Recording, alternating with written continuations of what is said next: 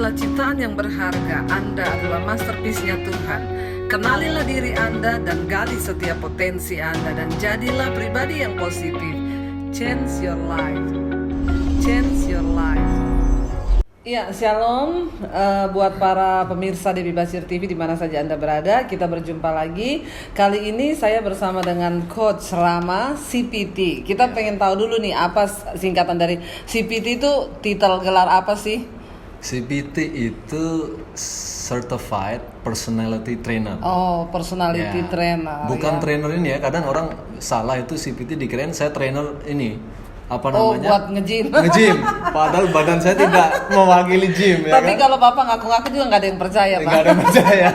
Kalau pelatih trainer buat gym ya. Jadi ini personality. Personality, ya. Iya, hari ini kita sedang membahas tema tentang personality karena saya belum banyak yang tahu loh, Pak. Okay. Jadi saya tuh sering pelayanan kemana-mana, ada banyak orang yang tidak mengetahui bahkan buta sama sekali. Apa sih personality itu? Nah, Bapak mungkin bisa jelaskan sedikit apa itu personality? Ya, personality itu kalau diartikan ke bahasa Indonesia itu kan kepribadian. Iya, kepribadian. Nah, tapi lebih sering dan suka memakai kata temperamen sebetulnya. Iya, temperamen. Ya, karena temperamen ini yang saya pelajarin itu berasal dari waktu kita dalam kandungan. Iya, Ya, bahkan sebetulnya kalau ditarik lebih jauh lagi yang dikaitkan dengan isi Alkitab, itu sudah ada waktu kita itu di benak, ditenun. Di dalam benak Tuhan, waktu Tuhan memikirkan kita, itu seperti Daud yang di Mazmur itu. Kita sudah ada dan temperamen itu sudah ada di dalamnya, Bu Debbie. Iya. Tapi kalau dulu mungkin kita sering pakai kata temperamen itu kalau ada orang marah terus kita dasar betul. Temperamen. Ya, yang kan seperti itu kan yang biasa kita dengar kan. Nah, berarti kepribadian itu temperamen gitu ya. Dan memang apakah semua orang berbeda-beda? Iya, berbeda-beda. Atau kita bisa pakai kata karakter ya, lebih memudahkan ya. Temperamen, karakter, kepribadian ya. Untuk pembahasan ini kita anggap sama ya. Iya. Kalau kita mau suka pembahasan yang lebih akademis itu akan berbeda. Iya. Kita nggak bahas usah yang ribet-ribet lah, karena saya selalu yang praktis aja. Praktis saja. Iya. Temperamen yang saya tahu, yang saya pelajari itu memang berbeda, Bu. Berbeda. Ada minimal ada 4. Oh, minimal. Tapi sebenarnya banyak ya. Kombinasi terlalu dari itu. Luas. Iya. Iya. Jadi kita yang sudah dianggap paten tuh 4. 4 yang dasar. Oh iya, 4 dasar itu apa? Jadi buat pemirsa di mana saja berada, saudara harus tahu bahwa kita ini semua punya kepribadian yang berbeda-beda. Saya dengan Coach Rama berbeda, saya dengan suami saya berbeda. Nah, apa yang bisa kita pelajari hari ini? Kita pengen tahu dulu ada 4 kepribadian, setiap orang tuh berbeda-beda. Nah, kita pengen tanya dulu nih, apa 4 itu, Pak? Ya, 4 itu, ini saya bawa-bawaannya ya biar memudahkan ya. Ini diwakili oleh 4 warna sebetulnya. Oh. Nah, ini Bu Debbie, 4 warna ini ya. Kita tahu yang kuning ini kita namakan sanguinis populer. Sanguin, iya. Kita sering dengar kata sanguin gitu kan, yang ceria. Dan yang kedua itu koleris yang kuat. Merah ya. Merah, sesuai dengan warnanya ya, merah. Merah berarti berani. Berani ya. Atau bisa jadi api juga. Iya, api mudah menjalar. Jangan, nanti itu hutan Kalimantan. Hutan Kalimantan ya.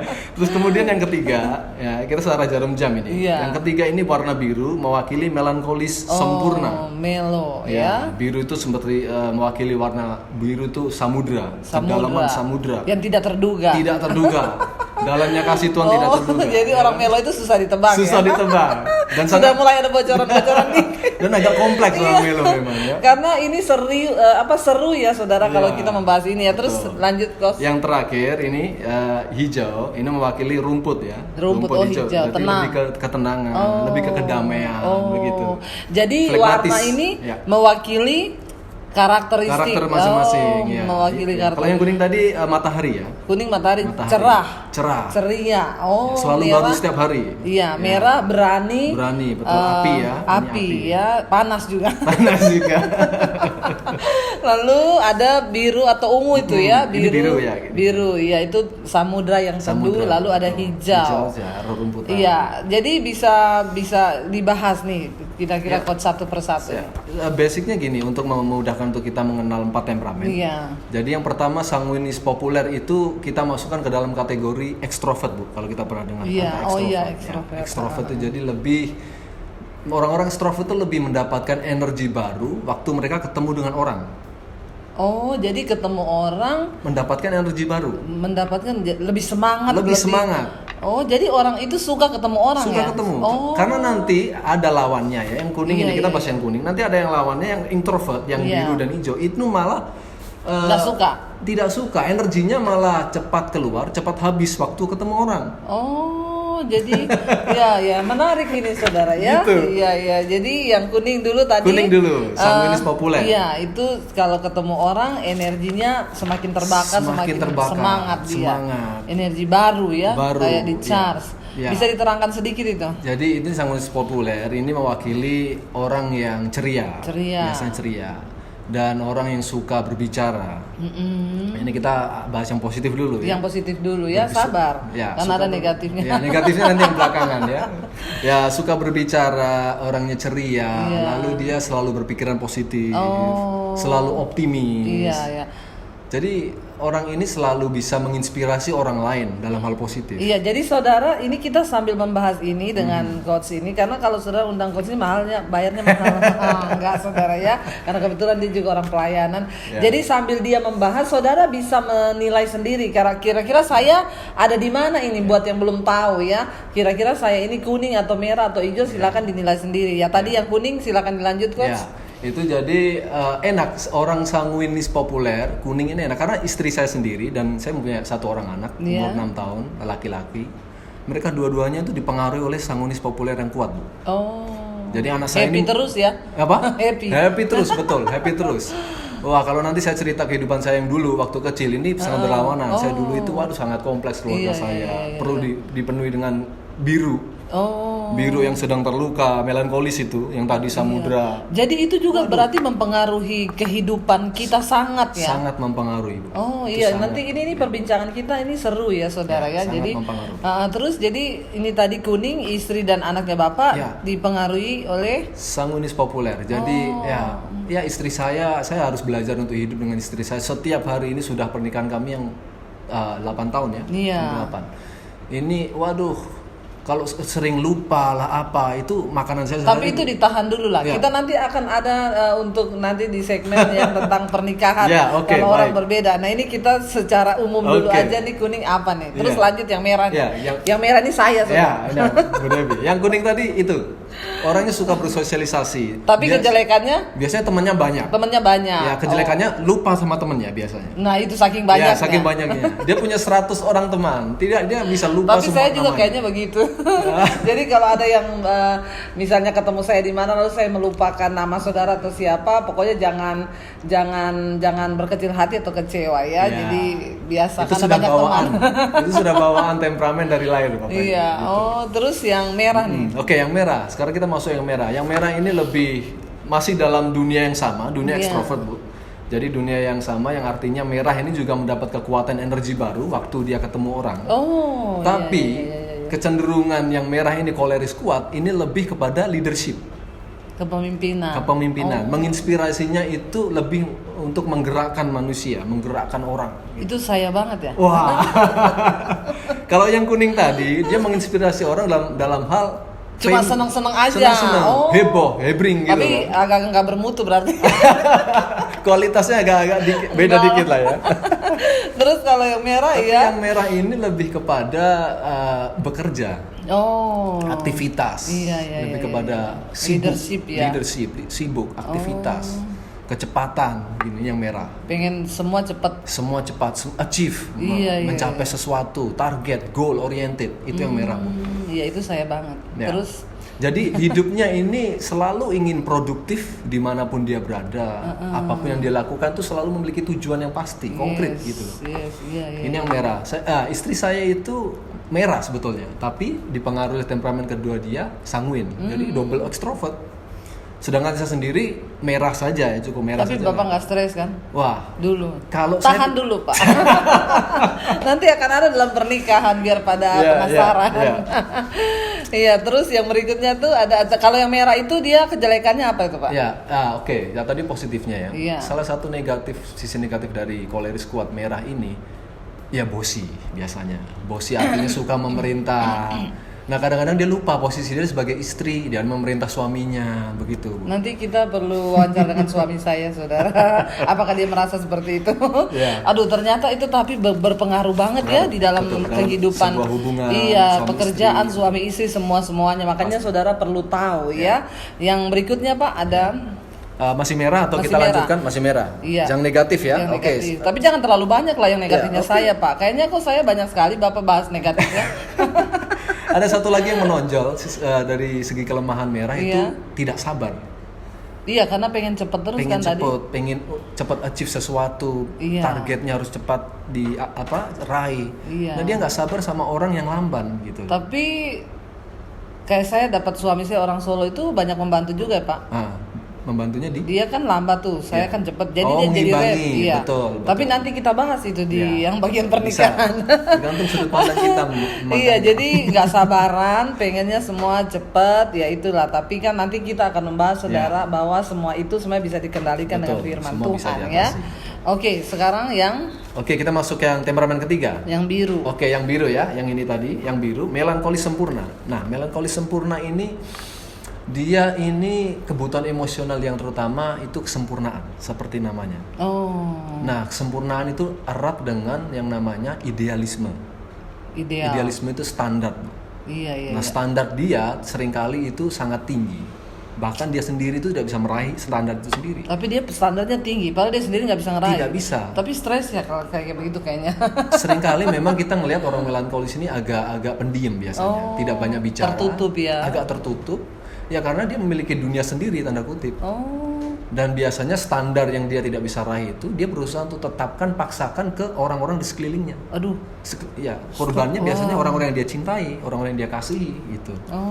Udah standarnya tinggi, cenderung tertutup saudara. Betul. Aduh itu ini banget ya. Tapi makanya ya perlu banget kita tuh tahu supaya kita bisa mawas diri ya. Bisa tahu terus dia apalagi tuh. Cuma positifnya begini, orang melankolis sempurna. Papi saya itu orang melankolis yang sempurna sampai sekarang. Dan satu hal yang membekas dalam hati saya itu dia selalu mau dan rela berkorban untuk orang-orang yang dia kasih. Lebih perasa ya. Lebih perasa, sensitif. Jadi tingkat sensitivitasnya itu sangat tinggi. Iya. Untuk orang lain. Saya juga ada loh itu Pak. Wah. Itu Ibu Debbie ada semua ya. Enggak lah, cuma 2 kan setelah merah itu saudara.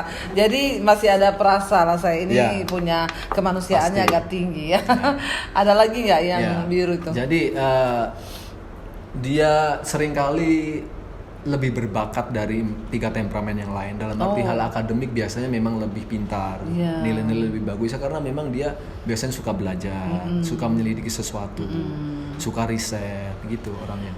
Tapi mungkin ada pertanyaan nih ya dari yang pemirsa, kalau satu orang itu dia bisa memiliki berapa temperamen minimal? Minimal itu kombinasi dari 2 temperamen. 2. Atau bahkan bisa 3. Ini sangat analisanya sangat banyak Bu Devi. Banyak ya. Tapi sangat jarang orang yang hanya punya 1. Misalnya 1 sanguin total gitu kan. Itu sangat jarang. Biasanya terdiri dari kombinasi. Iya, kalau cuma punya 1 kayaknya orangnya misterius saudara. Ada yang berarti ada yang dominan ya. Tapi selalu ada yang dominan. Betul, pasti ada yang dominan. Warnanya. Ada yang memperlengkapi di belakangnya. Ada yang mempengaruhi temperamen lain. Iya. Terus ini kita bahas yang hijau nih. Oke, yang hijau yang terakhir. Ini temperamen favorit saya yang hijau. Karena mungkin saya merah, saya koleris dan istri saya juga memiliki koleris yang kuat. Nah, dengan adanya orang hijau ini, pragmatis damai, kami mendapat sebuah hal yang santai dalam hidup kami. Karena orang pragmatis damai ini tidak suka konflik, Bu.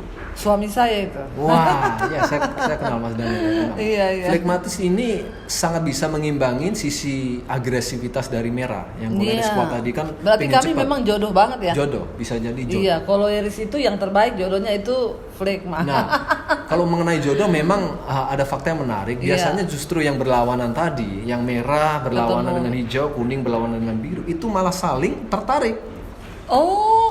Itu. Dari sananya memang seperti itu. Seperti itu banyak kan, Bu. Mungkin itu karena dipengaruhi apa, Pak? Karena mungkin saya cenderung orangnya pengen cepat, lalu saya mencari orang yang kayak suami saya pendiam, lebih ini. Itu maksudnya kenapa? Bapak bilang ada unsur mereka justru lebih magnetnya itu lebih kuat. Lebih saling tertarik. Kenapa? Karena biasanya misalnya katakan Ibu Debbie yang memiliki koleris yang kuat, yang dominan ya, itu ingin mengisi kekosongan, kan berarti ada kekosongan dari sisi temperamen hijau yang tidak kita miliki, yang orang merah kan. Misalnya kita terlalu cepat bekerja, terlalu cepat, terlalu banyak padat aktivitas. Nah kita kadang-kadang pengen santai tapi kita nggak bisa santai sebetulnya. Nah ada satu orang yang bisa membantu kita dalam hal relax, yaitu orang flegmatis. Jadi kita ketemu dia cocok gitu ya. Jadi ada Renya, ayo kita santai sedikit misalnya gitu, suami atau istri kita itu. Terus gini ya Pak, kalau tadi Bapak bilang begitu, saya jadi kepikirannya apakah memang Tuhan menciptakan temperamen ini itu memang untuk melengkapi kita ketemu jodoh yang tepat atau gimana? Jadi gini, masalah nggak kalau orang koleris ketemu orang koleris? Nah, pertanyaan yang bagus. Itu sering pertanyaan yang ditanyakan pada saya setiap saya mengadakan kelas itu. Nah, saya menjawab langsung dengan pengalaman hidup saya. Saya sendiri koleris yang kuat. Istri saya dominan koleris. Tapi kami masih bisa bertahan dan kami percaya kami sedang selalu setiap hari mengerjakan bagian kami masing-masing, menjaga pernikahan, hubungan kami. Memang nggak mudah kalau nggak mengetahui, memahami temperamen ini. Bayangkan Ibu Debbie, merah dengan merah, api dengan api, kalau nggak bisa dijinakkan akan bakar rumah itu. Ya kan? Kalau gas meledak itu Pak. Gas meledak langsung. Tinggal tergantung berapa kilonya. Kalau 12 kilo langsung habis kita. Langsung habis satu rumah, sama rumah tetangga juga terbakar. Betul, rumah tetangga menjalar ke semua. Menjalar. Tapi berhubung saya dikasih hikmat oleh Tuhan untuk mempelajari 4 temperamen ini, jadi saya mengajari istri saya juga. Akhirnya kami berdua saling memahami. Saya kamu merah, saya merah juga. Oke, kita sama-sama cepat dalam pengambilan keputusan. Sama-sama pengen cepat, sama-sama tegas. Tapi kita harus bagi kafling nih. Oke, kamu mengerjakan hal keuangan, saya tentang pendidikan anak. Begitu. Jadi kami bagi tugas. Itu nanti kita bahas ya. Tahan dulu, sabar. Jadi kalau saya melihat mungkin memang pasti tidak ada yang secara kebetulan Tuhan menciptakan manusia ya. Apalagi dengan temperamen ini. Mungkin ya kita juga kalau saya bilang gini saudara, kalau kita sudah tahu temperamen kita, ada baiknya mungkin itu akan menuntun kita cari jodoh. Bisa nggak? Bisa membantu nggak? Bisa sangat membantu. Iya, jadi kalau dapat pacar tanya dulu kamu temperamennya merah atau hijau atau kuning, karena saya ini merah gitu ya. Bisa nggak seperti itu Pak? Bisa. Ada pertanyaan lagi yang terkait dengan pertanyaan Bu Debbie. Sekarang yang cocok kombinasi apa nih Pak? Harus menikah? Sebetulnya saya bisa menjawab gini, tidak ada yang cocok ya, dalam arti saya sendiri kalau dibilang cocok sebetulnya nggak merah sama merah. Itu yang biasa saya khotbahkan Pak. Tidak ada manusia cocok di dunia ini. Betul, tidak ada yang sempurna. Dunia ini tidak sempurna kan. Betul. Tapi dengan pengetahuan, pemahaman 4 temperamen ini, justru kita bisa menyesuaikan diri kita dengan orang lain. Itu yang paling penting. Jadi kita belajar untuk memberi. Tujuannya bukan untuk kita menuntut. Jadi tujuannya kita belajar temperamen itu untuk dalam kita berinteraksi, membangun hubungan dengan orang lain, kita bisa tahu plus minusnya ada di mana gitu jadi ya Pak. Kita lebih membantu kita untuk menempatkan diri kita dalam menyikapi temperamen yang berbeda-beda. Jadi kayak rem ya, kita juga tahu batasan ini kita sampai di mana kelemahan dan kelebihan kita. Misalnya kayak Ibu Debbie dengan suami lebih ke flegmatis, Bu Debbie lebih ke merah. Itu kan berlawanan, tapi justru saling bisa melengkapi sebetulnya kan. Kalau saya juga sama merah tapi bisa saling mengakomodasi kepentingan satu sama lain. Jadi ini kita hari ini saudara lagi berbicara tentang yang basic dulu tahan karena nanti ada beberapa episode saudara yang saya percaya ini sangat memberkati lah Pak, karena ternyata waktu dalam pelayanan saya juga apalagi konseling itu dalam konseling itu memang ternyata banyak orang yang akhirnya masuk dalam banyak persoalan karena dia sendiri nggak tahu kepribadiannya itu apa, dan bahkan ada orang-orang tertentu yang ngomong gini, aduh Bu, saya baru tahu loh kalau ternyata Tuhan itu menciptakan kita dengan kepribadian yang berbeda. Nah mungkin Bapak bisa jelasin sedikit sebenarnya kepribadian itu apa sih, kepribadian itu sendiri, personality itu apa? Itu sebetulnya temperamen dasar yang membentuk karakter, yang membentuk sikap, tindakan manusia, pola berpikir. Itu temperamen itu bahan dasarnya Bu. Jadi kalau kita nggak mengetahui temperamen kita, terutama bagaimana mungkin kita bisa berinteraksi dengan orang lain? akan sangat membuat kita stres, tertekan begitu kita miskom dengan orang lain. Ini kenapa ya saya nggak bisa nyambung dengan orang ini? Nah kalau kita nggak bisa nyambungnya dengan suami atau istri kita kan berat ya. Bahaya. Atau orang-orang terdekat kita, orang tua, anak. Iya betul. Jadi itu temperamen ini kita harus mengerti karena itu adalah seperti mesin utama yang menggerakkan cara kita berpikir, cara kita menganalisa sesuatu, betul. cara kita mengambil keputusan. Aduh banyak hal ya. Iya, jadi saudara kita mau lanjut nih ya Pak. Yang hijau tadi nih, kayaknya Bapak belum bacain deh. Yang hijau itu flegma itu apa kelebihan dan kekurangannya? Oke, yang hijau ya. Kita lihat tadi yang hijau itu flegma. Pokoknya kata kuncinya gini untuk yang hijau flegmatis damai sesuai dengan namanya. Hijau. Jadi kebutuhan emosional seorang flegmatis damai itu ketenangan. Kedamaian, bebas dari konflik, bebas dari ketekanan, bebas dari stres. Jadi dia ini lebih seimbang ya dari 3 temperamen yang lain. Yang lain kan ekstrim ya. Yang kuning tadi ekstrim terlalu ceria, yang merah terlalu agresif, terlalu sibuk, yang biru terlalu dalam. Nah, yang hijau ini seperti poros tengah dalam memberikan keseimbangan gitu. Jadi, tapi tetap ada kelebihan dan kekurangannya. Ya. Itu salah satu tadi kelebihannya. Apa lagi Pak? Ya kelebihannya dia itu pembawa damai. Pembawa damai. Alkitabiah banget ya. Jadi flegma itu orang Alkitabiah. Dalam hal konflik dia tuh kehadiran dia tuh sangat diperlukan karena biasanya sebagai mediator. Iya betul sekali. Memediasi permasalahan. Dia tidak memihak kanan, tidak memihak kiri. Kalau merah itu pengkompor. Pengkomporisasi.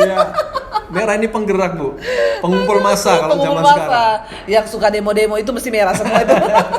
Tapi saya kemarin nggak ikut demo loh. Iya, jadi terus yang hijau itu pembawa damai. Pembawa damai. Terus kemudian satu lagi dia itu sebagai konselor tuh sangat bagus dan berbakat. Karena dia merupakan pendengar yang sangat baik dari 3 temperamen yang lain. Jadi dia bisa mendengarkan keluh kesah kita 3 jam tanpa menyela. Ini orang flegmatis. Saya ini juga konselor tapi makanya agak kalau kelamaan dia bicara, saya gini, cepat jadi duduk persoalannya di mana? Iya, terlalu to the point. Itu kecenderungan dari koleris kuat yang merah tadi. To the point aja kita cepat ke masalahnya apa gitu. Jadi hijau itu kalau hijau itu lebih sabar ya, lebih sabar, pendengar, konselor yang baik, pendengar yang baik. Sekarang kekurangannya apa tuh? Kekurangannya ya biasanya yang sangat benci dengan kekurangan flegmatis damai itu koleris kuat karena biasanya flegmatis terlalu lambat. Nanti kita bahas, sudah menarik ini. Agak lambat. Terutama yang menjadi masalah itu adalah pengambilan keputusan. Itu bisa lambat lama. Itu betul sekali. Dari hijau ini. Dari hijau. Terus apa lagi? Satu lagi lah. Masa cuma dikit dia kekurangannya? Sangat suka status quo. Nah, status quo artinya dia ini tidak mudah untuk berubah. Dalam arti dia sangat suka dengan comfort zone. Jadi kalau udah di situ terus, betul. Bisa dibilang juga prinsipnya berarti kuat. Kuat tapi tidak terlihat seperti merah Bu. Kalau merah itu punya prinsip kelihatan. Orang bisa melihat Bu Debbie nggak suka misalnya akan suatu hal. Kita bisa melihat. Tapi kalau yang hijau, itu malah ya misterius. Ya. Tertutupi dengan hijau rumputnya itu. Bergoyang kanan kiri. Padahal nggak mudah ditebak. Betul sekali itu betul sekali. Nanti kita bahas lah yang di segmen itu pernikahan. Jadi kita ngopi dulu Pak. Jadi gini saudara, ini kita baru yang di tahap basic untuk saudara tahu bahwa semua manusia itu punya kepribadian. Nanti setelah ini kita akan membahas di segmen yang kedua tentang apakah temperamen itu diperoleh seseorang memang bawaan lahir atau ada faktor lingkungan yang bisa mempengaruhi terbentuknya satu temperamen orang. Oke saudara, untuk segmen yang pertama ini saya berdoa supaya saudara juga bisa mengetahui temperamen saudara apa. Ini akan sangat membantu kita di dalam mengelola karakter kita, berhubungan dengan orang lain dalam pekerjaan dan semuanya, terutama juga dalam berumah tangga ya. Jadi terima kasih saudara sudah menyaksikan segmen yang pertama ini, nantikan yang kedua. Thank you, Tuhan memberkati.